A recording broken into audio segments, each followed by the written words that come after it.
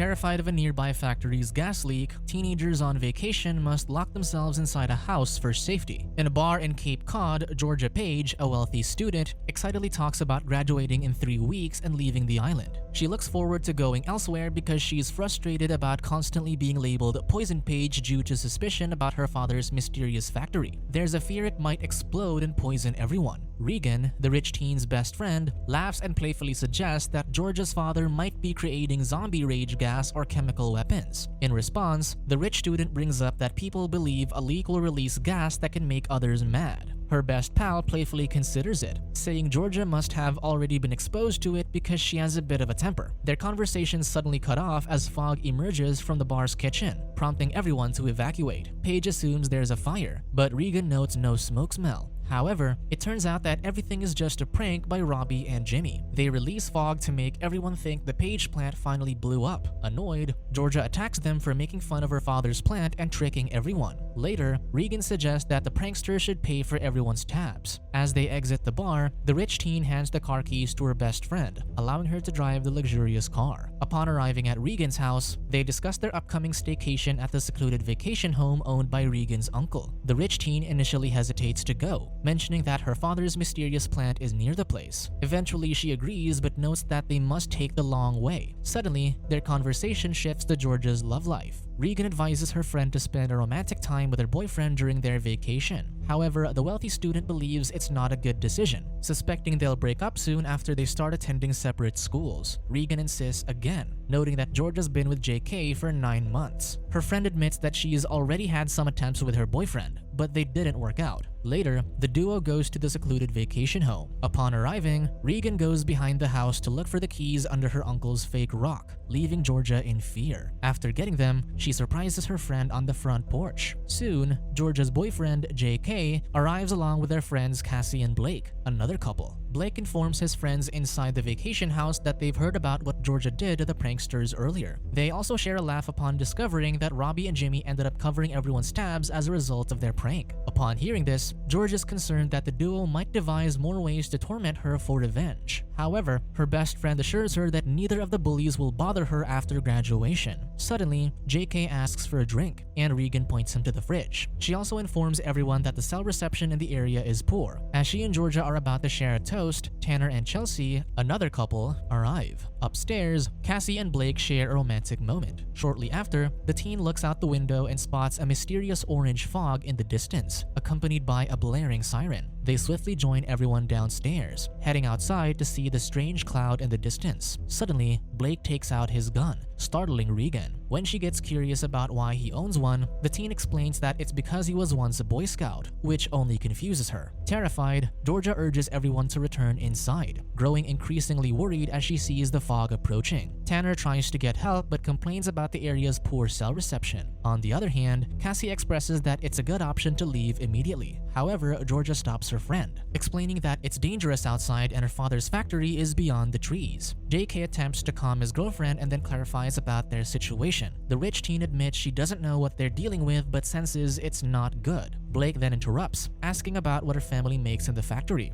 but Georgia confesses she's clueless, only knowing that whatever it is, it's dangerous. Regan interjects, siding with Cassie and Blake on leaving, mentioning that they have 2 fast cars and a tank anyway. Upon hearing this, JK tries to convince his girlfriend to join them, but Georgia remains unwilling. Cassie tries to convince her, emphasizing that leaving before the cloud reaches them is the best solution to avoid going deranged or meeting their demise. However, the rich teen repeats that exposure to the fog is risky. As the strange smoke gets closer, Blake urges everyone to leave, but Georgia stops him, saying they don't know how far the fog has spread. She suggests sealing the place, but he thinks they could never make it airtight. Eventually, everyone decides to leave, including Georgia, who's initially hesitant. She drives her luxurious car with Regan. JK goes with Cassie and Blake in his tank while Chelsea and Tanner are in their automobile. The 3 vehicles speed up to reach the town and escape the mysterious fog. However, after their unsuccessful attempt, they all return to the vacation house except for Tanner and Chelsea. Inside, Regan takes the lead in sealing up the place tightly. She asks Cassie to close the windows upstairs while she and Blake head to the basement to find tape.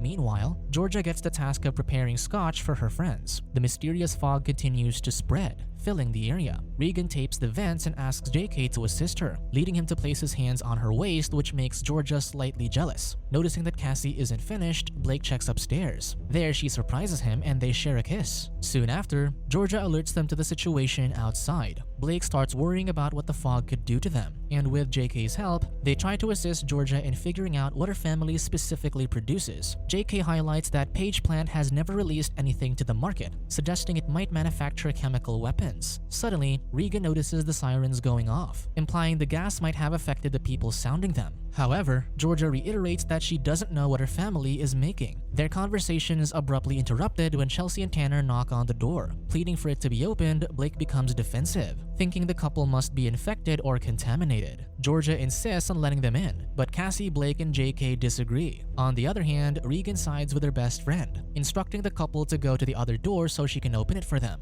However, JK stops her. Unexpectedly, the power goes out. Regan continues to push for letting their friends inside despite Blake's resistance. However, exercising caution, she leaves Tanner and Chelsea in the front hall before heading to the living room. Against George's instructions, Blake insists on not opening the door to their room. He brandishes his gun, intimidating his friends into complying with his command. To stop the group from arguing, Regan suggests that if there's risk of infection, the couple should stay in the front hall. Tanner disagrees, but Chelsea manages to calm him down. Regan assures them she won't open the door but advises Georgia not to do it and urges Blake to drop his weapon. They all agree to stay in separate rooms for a while, and the armed teen drinks scotch, emphasizing it could be their last if the fog ends them all. Upon hearing this, JK reacts and commends his friend for having the chance to at least spend a romantic time with Cassie before a potential demise. Listening to the statement, Georgia senses that her boyfriend wants her to engage in intimacy with him. She starts to complain, emphasizing that JK is still focused on such matters rather than prioritizing their safety, leading to an argument between them. Their other friends chime in,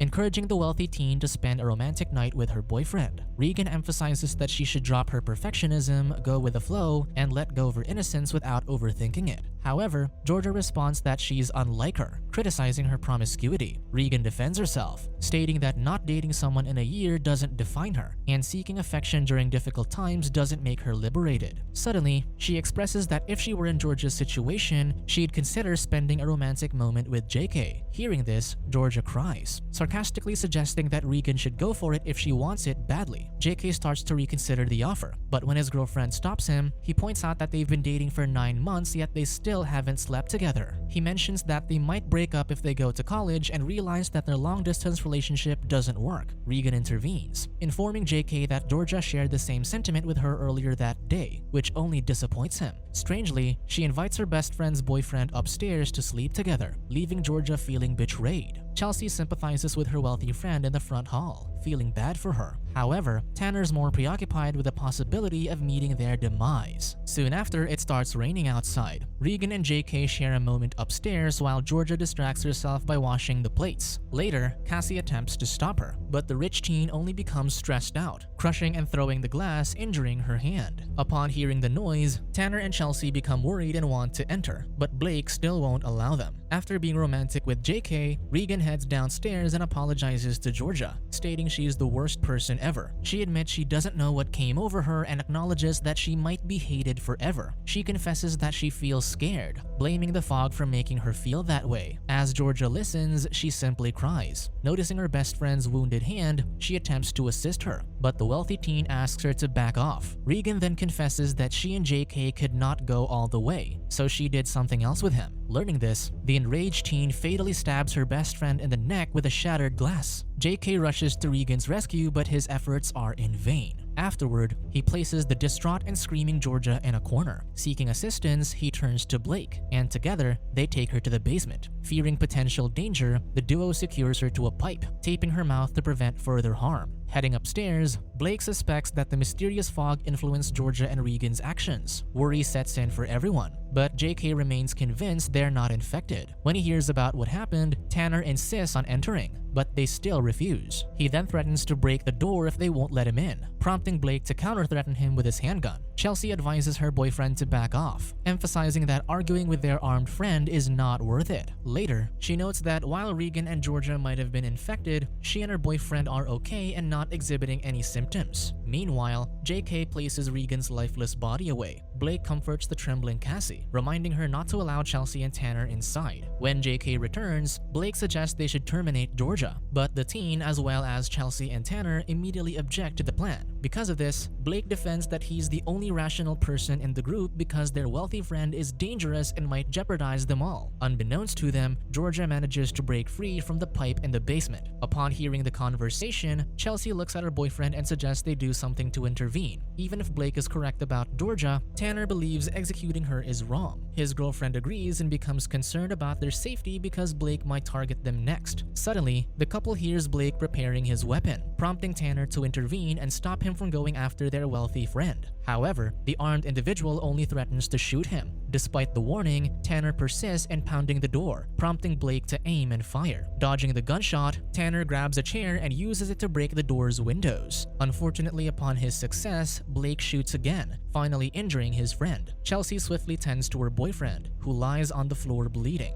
Despite his injury, the wounded teenager assures his girlfriend that he is gonna be okay, instructing her to stop the bleeding and plug something into the wound. Meanwhile, the paranoid Blake directs JK and Cassie to seal the broken window. After attending to Tanner's wounds, Chelsea argues with Blake, emphasizing that he's the one who initiated the gunfire. When she threatens him with the possibility of going to prison for his actions, the shooter dismisses her, accusing her of being deranged. Chelsea then returns to Tanner, attempting to comfort him as he struggles. Meanwhile, the trio panics as the fog situation worsens. When Cassie inquires about Georgia, Blake insists they still need to deal with her because it's her fault they're stuck there. However, JK still doesn't want to go with a plan. Unbeknownst to them, the wealthy teen overhears their conversation from the basement. Soon after, Chelsea pleads for assistance as Tanner continues to lose a significant amount of blood. She requests help to carry her boyfriend to the car so she can drive him somewhere for medical attention. However, Cassie objects, warning her friend that going outside could lead to their demise. Upon hearing this, Chelsea insists that those inside the house are in danger. Despite their friends begging, JK declines to assist, resulting in Tanner's demise. While Chelsea persistently pounds the door seeking help, the annoyed Blake pierces her stomach with a sharp weapon. Injured, the teenager attempts to exit but stumbles into the water. Desperate to seek help, she tries to reach out to the police when she hears the sirens but collapses on her way. Suddenly, a policeman knocks on the door, but Blake denies them entry, insisting everything is fine. The officer demands to go inside, citing reports of gunshots. When the armed teen is resistant, the cop attempts to break in, readying his gun. However, Blake shoots first, ending the policeman. Observing his partner's demise, the other officer begins shooting at the house, wounding Cassie. Blake shoots into the fog when the windows break, prompting the cop to retreat. After that, he tends to his girlfriend, promising to clean her injury. Suddenly,